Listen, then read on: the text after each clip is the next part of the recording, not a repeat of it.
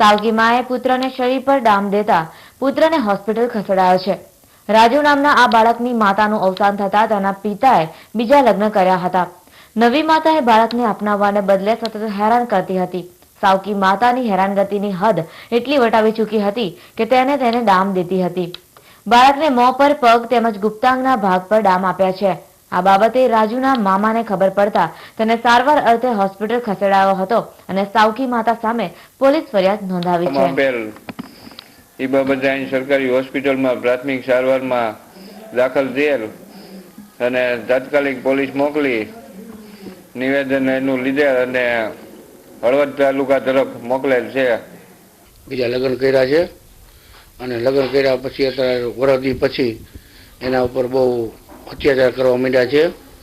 એને ડામ બામ દેવા માંડ્યા છે। 8 થી 7-8 ટકાના ડામ એને આપ્યા છે।